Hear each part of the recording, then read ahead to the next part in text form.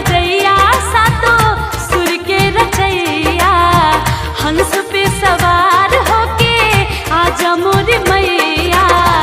विनती हजार करतानी सुनी है मैया शारदा भवानी।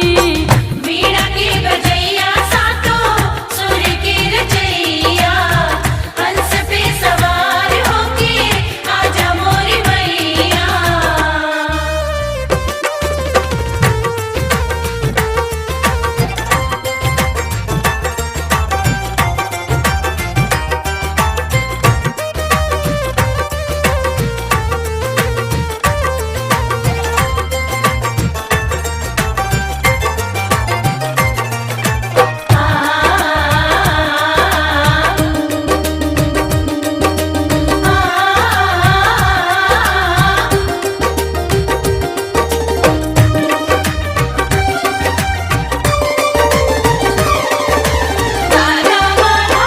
जेकरा पमाई राउर कृपा हो जाला, गुणी और ज्ञानी बनी जग में पुजाला।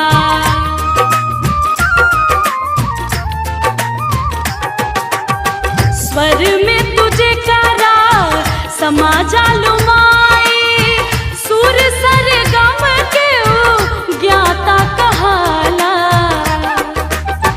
मूर्खों भी बन जाला ज्ञानी सुनी है मैया शारदा भवानी।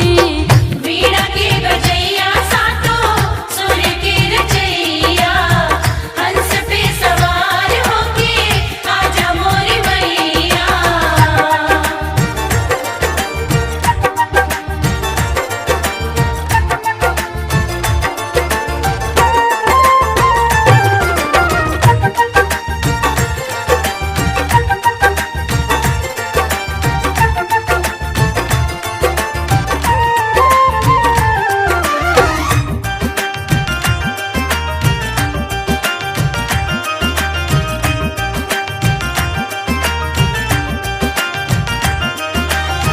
सूरदास कालिदास के कवि बनैलू, वाल्मीकि जी से तू रामायण लिखवैलू।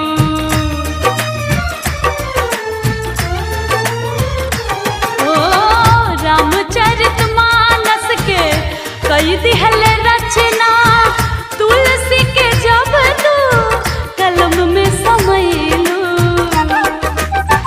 कहे अनु कितना बखानी सुनी है मैया शारदा भवानी। वीणा के बजैया सातो सुर के रचैया, हंस पे सवार